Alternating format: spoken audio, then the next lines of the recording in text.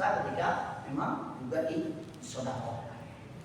Ada hadis riwayat Bukhari Muslim, ya, Sahih Bukhari dan dalam Sahih Muslim ini muttafaq alaih. Kata Rasulullah, kulu wadakhiru wa tasaddaqu.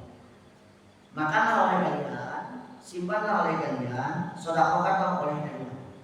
Nah, jadi 3 hal ini. Nanti dalam riwayat yang lain, kulu wa at'imu wadakhiru. Makanlah oleh kalian, berilah makan oleh kalian kepada yang lain, orang masakin, dan simpanlah. Jadi intinya bisa dibagi 3. 1 makan, 2 hadiahkan, 3 sedekahkan.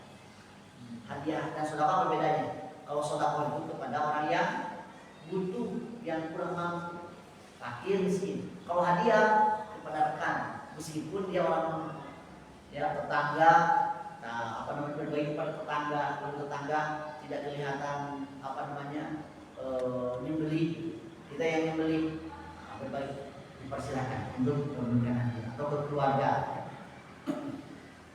Kemudian yang ke-8, ini yang tadi saya sampaikan, ujrat jaziha min ghairiha, pastikan upah yang jazil, yang nyembeli, yang ngurus, yang profesional, yang mengisi dan sebagainya, itu bukan dari hewan kurban. Berbicara tentang ujroh, ya, berbicara tentang upah, jangan. La yuqra jazil ujrata amali min al-udhiyah. Tidak boleh yang ngurus, ya, yang nyembeli, yang nyisin, upah pekerjaannya itu dari hewan kurbannya. Ini berdasarkan perkataan Ali bin Abi Thalib dalam hadis riwayat Bukhari Muslim, Sahih Bukhari Sahih Muslim.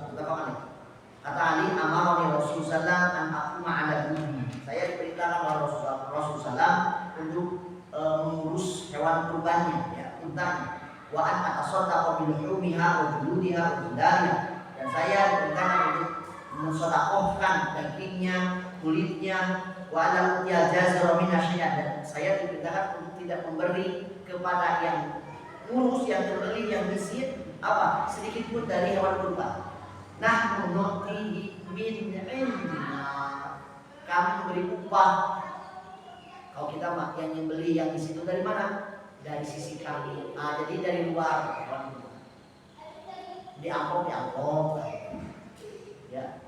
Tapi bagaimana kalau seandainya ngasih daging kurban, hewan daging dari hewan kurban kepada yang miskin, sebagai bentuk hadiah, boleh. Yang dilakukan ujroh, ya, ujroh, ya, upah. Jadi kalau hadiah sebagai berbagi, itu Prabu. Apalagi kan biasanya kalau panitia di kita ada warga sekitar. Nah, jadi nanti dapat bagian itu sebagai bentuk dapat hadiah dari yang berkurban. Kamu. Kemudian, hal tujzi'u syatu an ahli bait? Apakah cukup 1 ekor kambing dari 1 keluarga? Kan aturan nanti 1 kambing mah kalau 1 orang. Kalau sapi maksimal 7 orang. Begitu dengan unta. Unta 10, 7. Ada hadis 10, tapi ada contohnya.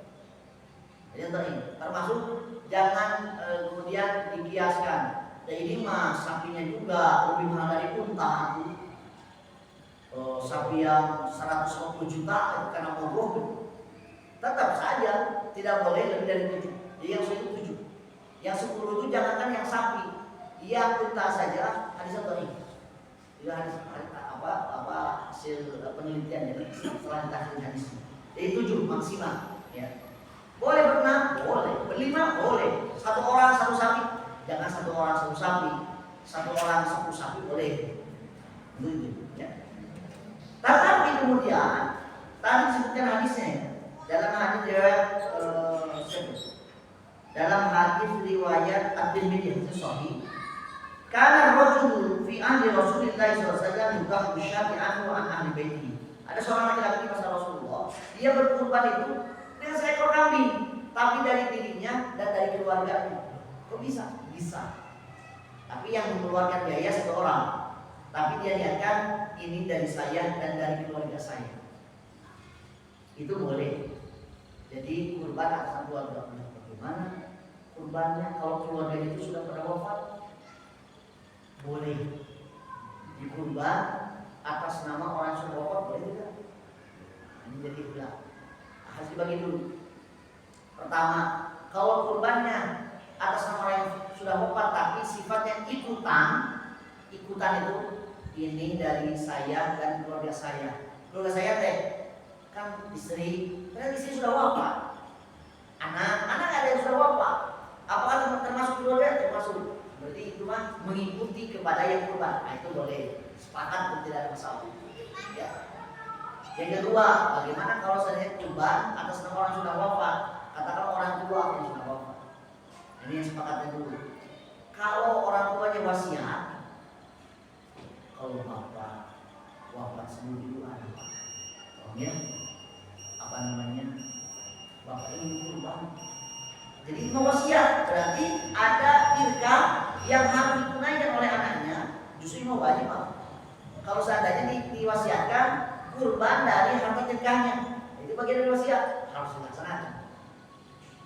Yang ketiga masih yang sepakat. Kurban atas nama orang tua yang sudah wafat, tapi beliau bernazar. Dinazar, bapak menazar, tahun ini mah harus kurban. Bahasa nazar. Sebelum itu ada wafat, maka anaknya harus menunaikan. Kalau nazar, ya, karena nazar itu hutang kepada Allah.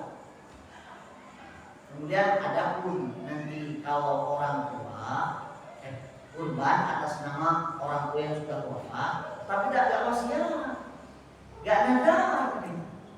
Bagaimana? Boleh tidak? Atas nama orang tua. Kalau ini mah saya pada sebagai anak ingin berbuat baik kepada orang tua, pokoknya pahalanya full kalau orang tua bisa gitu. Nah, kalau ini tidak ada sunahnya, ya, tidak ada sunahnya mengirimkan pahala dari kurbannya full untuk orang tua. Jadi pokoknya minimal pahalanya dikirimkan full untuk orang tua. Nah ini tidak, karena Rasulullah juga tidak pernah berkurban atas nama Ibrahim anaknya, ataupun atas nama pamannya Abbas yang sudah duluan wafat, nama Hamzah atau atas nama tidak. Tetapi kemudian ketika orang tuanya sudah terbiasa berkurban setiap tahun. Anaknya, saya mau melanjutkan kebaikan ayah saya, tapi atas nama dirinya, maka orang tuanya akan dapat. Bagaimana kalau seandainya mau kurban tapi atas nama orang tua saya yang bawa, tapi gak ada nazar, gak ada wasiat, maka jumhur ulama selain Syafi'iyah, kalau di Syafi'iyah tidak boleh kecuali kalau nazar atau wasiat. Tapi kalau jumhur ulama di Malikiyah, di Hanifiyah, di Hanabilah sekalipun itu membolehkan, tapi niatnya sedekah kepada Allah, sedekah atas nama orang tua. Boleh tidak sedekah atas nama orang tua? Itu ada hadisnya, hadis Sahih Muslim. Karena ada yang datang seorang laki-laki kepada Rasulullah, ya Rasulullah, ibu saya wafat mendadak. Seandainya lalu takallam, kalau seandainya dia berbicara, itu mau bersedekah, apakah apa tawakan atau sedekah anha? Bagaimana pendapat kalau saya bersedekah atas nama beliau? Kata Rasulullah, tasaddaqi, silakan. Tapi ini hanya umum, bersedekah atas nama orang tua, ya. Bersedekah atas nama orang tua, ini ada hadisnya. Nah, jumhur ulama itu membolehkan kalau seandainya kurban atas nama orang tua, tapi hanya ini sedekah atas nama orang tua. Tapi ini memang tidak dikenal, ada perbedaan pendapat. Tetapi kalau yang tadi saya kurban atas nama orang tua yang sudah wafat, pokoknya alamat Yos sadayana kalau mendiang abdi Yos juga. Nah ini tidak. Wa alaisa lil insani illa masa. Tetapi yang lebih aman orang tua sudah biasa kurban, anaknya saya ingin memberikan pahala kurban untuk orang tua saya ingin melanjutkan kebiasaan baik orang tua saya untuk kurban. Tapi kurban atas nama dirinya saja, dirinya dapat, orang tuanya juga dapat, cuma aman. Sebetulnya sudah saja, ambil amannya saja, berkurban atas nama dirinya saja, dan orang tua insya Allah akan dapat. Ayat lain, ma yatajannabu min azmin ala udhiyah. Hal yang perlu dihindari bagi orang yang sudah berazam, bertekad untuk kurban. Apa itu? Hadis riwayat Muslim. Idza ra'aitum hilala Dzulhijjah. Dicatat ini. Apabila kalian melihat hilal pada bulan Dzulhijjah, sudah masuk tanggal 1. Malam tanggal 1, sudah tanggal 1 ya. Ini apa? Masih ada waktu ya, ini masih suruh kota tanggal 3. Apabila kalian melihat bulan baru di bulan Dzulhijjah, tanggal 1 Dzulhijjah, wa arada ahadukum ayyudhiya, dan salah seorang di antara kalian bermaksud untuk berkurban, fal yumsik an syahrihi wa adfarihi hatta yudhiya. Maka tahanlah, jangan mencukur rambutnya, jangan menggunting kukunya sampai dia berkurban pada hari kurban. Katakanlah pada hari itu ada sampai kurban, sudah silakan potong rambut, ya. Jadi itu dari tanggal 1, dari tanggal 1. Kalau sekarang silakan, masih bisa dilaksanakan untuk memotong kuku atau lain bagian sunnah. Wallahu ta'ala. Sekian yang kita sampaikan. Alhamdulillah. Sebelum ditutup, Pak, ada yang mau dikatakan? Ya, Pak. Ya, Pak. Apa itu? Kulitnya boleh tidak dijual? Tadi disebutkan Ali bin Abi Thalib itu diamanatkan oleh Rasul untuk mengurus hewan kurbannya, untanya, untuk kurbankan. Wa an atasaddaqa bil luhumia wa juludiha. Beliau memerintahkan saya untuk mensedekahkan dagingnya dan kulitnya.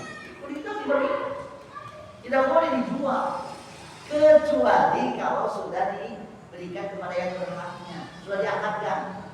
Jadi boleh dijual, misalkan kulit dibagikan kepada siapa? Mau ke satu orang boleh, kepada beberapa orang boleh. Kalau menurut saya mancacan. Atau kulitnya dibagikan kepada beberapa orang. Nih, ini untuk bapaknya berlima. Sudah dikasih mah, sudah jadi milik pribadi, boleh dijual. Di kulima deh jual, tapi bekerja sama sana itu bisa ada rokok gitu kan, dijual saja hasilnya lima boleh, karena itu sudah ditunaikan kepada orang yang jadi objek penerima. Tapi kalau belum, panitia tidak boleh menjual kecuali sudah akad. Ini sudah diakadkan kepada sebulan, ini punya bapak limaannya, sampai satu punya bapak limaan dijual. Kemudian aku Pak, kamu incar jelas katakan kali masih sesat incar kalau pribadi. Wakalah kepada orang yang sama yang jadi panitia itu boleh, tapi atau wakalah setelah diberikan kepada objek penerima. Pada dasarnya dari mulai daging, kulit dan lain sebagainya termasuk tulang itu dibagikan, dihabiskan. Ya, ada lima. Masa itu kan yang nyembelihnya itu suka pengen nggak apa-apa nggak dibayar juga, tapi kulitnya buat saya gimana? Iya tidak boleh. Yang dibayar juga, saya mah kulitnya saja. Nah ini dibayar kulit. Itu yang tidak boleh. Ya, itu tidak boleh karena itu adalah ujrotul jazir. Jadi upah bagi para yang ngurus, yang membeli atau yang ngisi dan sebagainya. Tapi kalau seandainya nanti dihadiahkan, tapi bukan upah. Kalau dia profesional, upah. Jadi supaya membedakan mana upah mana hadiah. Kalau seandainya kita dibayar kulit kayaknya eta ya. Jadi mending diupah, tapi ya kalau diupah dan itu kemudian dihadiahkan. Jadi akarnya kalau akan hadiah, ya akar sodako, ini tuh memang orang miskin, orang fakir, akarnya sodako boleh, tapi yang tidak boleh itu dijadikan upah. Maka bedakan upah itu kata Al-Bin Abi Thalib, nahnu nu'tihi min 'indi kamu belinya dari sangat kamu sendiri, dari sisi itu terpisah dari coba. Sekian yang saya sampaikan. Mudah-mudahan kurban kita tahun ini dimudahkan oleh Allah Subhanahu Wa Taala, diberkahkan dan dilancarkan sesuatu. Ya Allah. Rabbana atina fid dunya hasanah wa fil akhirati hasanah wa qina adzabannar.